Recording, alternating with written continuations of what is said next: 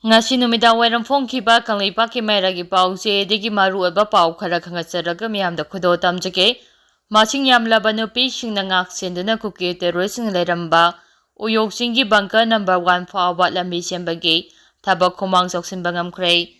kuki terroristing matam kuina makhogi kem oiduna bangkar kaya saduna leiramba Imphal East district ki lamlai ACG manungchanna yengang-popi amade Shanti Khomalgi mamang thangba sarukta lairiba Uyokching yaubu fauba security changsinina leinaba ngasi lambi sembagi thabak khumang joksina changsinba ngamkhre lambi semphamda leiba khunja kharana pause asida phongdorakpagi matung inade yengang-popi amadi Shanti Khomal maningdagi Uyokching yauba lambigi saruk asigi ahum thawbagi ama ngasi numit yungba pung 12 faubada ahamba kuki terroristina bangga saramba mafam adu fauba lambi kakpagi thabak phajana changsimba ngamlei lambi kakpagi thabak asida JCB amma program ani sijinari aduga masing yamlaba maikei adomgi nupi oibisingna numit ini chupna ahing yarek tuna ngak sambagi thabak chathari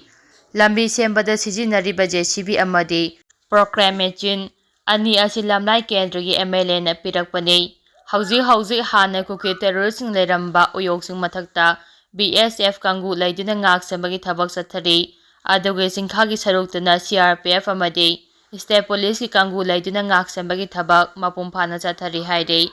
khunja kharana makhatana phongdorakhibagi matung inade yengang-popi amadi Shanti Khomalgi Uyokching gasu mathak ithang thangba singi sarukta hauji kuki nupi kaya changsinuna mafam aduda leire loinana army gi miyoi kharasu mafam aduda lei haibagi pau fangi kuki nupi singna mafam aduda ahing yarektuna leiriba se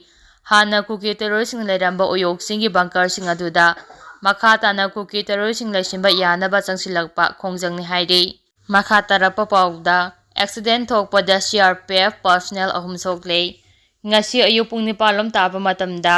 chamani phumdoi suba CRPF battalion si company gi personnel singna tongba gari ama none district lengpanda accident thokpadagi gari aduda tongba personnel ahum soktuna laikana khrei press na phangba paugi matung inna lampheda leiba chamani phumdoi suba CRPF battalion gi personnel singna tongba bus registration number AS01MC 7131 ase rengpanda accident thokibani haire maduda gari aduda tongduna lakpa CRPF ki ASIB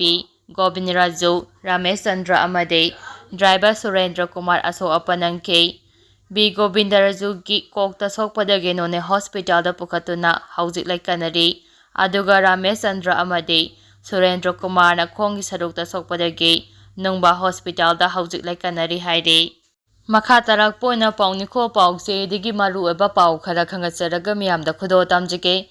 kuki singna victim amasung naga miyamda lale haijagadavane Liangmai Naga Council Eastern Zone Chanapati District ke Lungbi Riamda kuki furup ki geng kupu amana Naga nupi amabu nungthil pubopta phusaiduna tamthiba mawngda satharaki bathawng adubo Liangmai Naga Council Eastern Zone gi maikedige akanba mawngda kandem tawrakle loinana pung 10 gi manungda kuki furup ki mokok tongbo lusingba singna victim oiribi asida formal oina lal haijagadavane hairakle Kangpopi District ke Leiramba village da mulai kuki village ki miyoi singlaktuna Liangmai Naga nupi ama phubada natana yumpham semba thingkibagi wahaudagi Makham village area da tote shutdown chathakre lambi da Naga furuk ki miyam tholaktuna chathok chasin thingbagi khongjang chathaki nakal amaramda ngarang kuki singna chathakiba thawng adobo Liangmai Naga Council Eastern Zone Manipur na akama mongda yaningda phongdokpaga loinana thawdo aduda senariba kuki singi mathakta action lokhanaba mari leinaba authority da taksinkhre masigi mathakta pung 10 gi manungda kuki singna victim amasung naga miyamda lale haijagadavane karigumba tumina lasilabadi naga miyamgi punsi kanjanaba thabok lokhalagani amade maduda tholapa aphaphadagi daita pumba kuki singna pujagadavane haina chekchil warol thamkhre panbayabade ngarang Kangpopi District ki manungchamba kongsa khulgan naknana leiriba Keluwiram Naga Village da Village Authority na Children Orphan Home amma amasung khulgi yum khara sanaba JCB sijinaduna lebak temduna yumpham thonki tanja aduda yumpham thonba yaroi hana mulai kuki village ki naha singna law khongduna laklaga athingba pibada natana sahi miyai chalabi Leiramba Naga Village ki nupi amada khut tharapagi thaudok thokibani.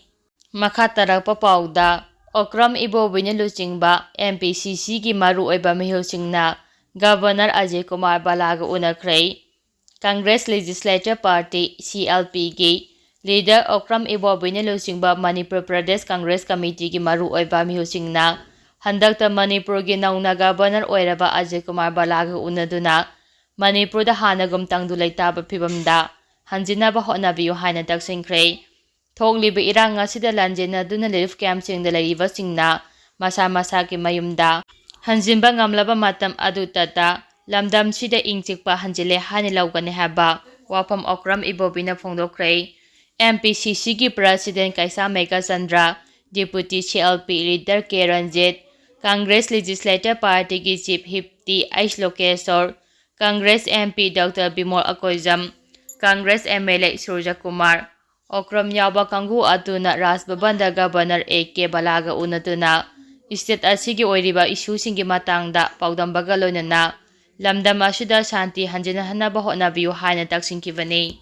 Makha tarakpona paujal pause digi maru oiba pau khara khangasaraga miyamda khodo tamjige. Assam Rifles na miyoi taraga mari kankrei. Chauna misi mina thoklamba yaba lambigi khodong thiba thaudokta soklaba miyoi taraga mari Assam Rifles personnel singna kanba ngamkrei. Press na phangba pauda ngarang numidang pung 10 rom tabada Urko district ki Mapom village manakta Mahendra pickup gari ama lambidagi nantharaga aruba lokhada tasingki maduda miyoi taraga mari yamna thina aso apanangki thaudo adugi pau phangbaga mapum kholda leiba Assam Rifles ki team ama changsilaktuna mi kanbagi thabak chathaki thaudo aduda miyoi taraga mari tamthina sokpaga loinana Assam Rifles na Urko district headquarter da putuna Urko district hospital da laying chathaduna punsi kanba ngamkibani. Assam Rifles ki tembang aduba khunjasingna thagapa phongdoknarakli. Makha tarakpa pauda apunba team na bom nongmai yaungna khulaising phagaikhrei. Special Operation Group Thauba District amadi mari suba Assam Rifles na Thauba District ki Irong Tangkhul village ta thiba humbagi thabak chathavada nongmai bom yaungna pokhaiba yaba potlam kaya phagapa ngamkhrei. Police tagi phangba pau amagi matung inna Hangoilok turel mapanda thiba humba chathavada magazine yauba 9mm pistol ama kapayari pamaru manga pompi ama 36 ICE hand grenade ani detonator ama tear gas shell ani anti-lyot dimarker grenade ama 7.62 mm ammunition mari 5.56 mm live round mari binocular ama biompeng radio set ama Motorola radio set ama kapthokraba maru khara phagapangamki nakal amaramda security force na aina thingkrava lalharuf prepak progi active member ama Manipur police na fare hairi faraba miyu adu Taurem Prem Kumar Maitai alias na nausai kungataru kawi hairi mangondagi mobile phone amagaloina na sim card amasu recover tawba ngamkhre hairi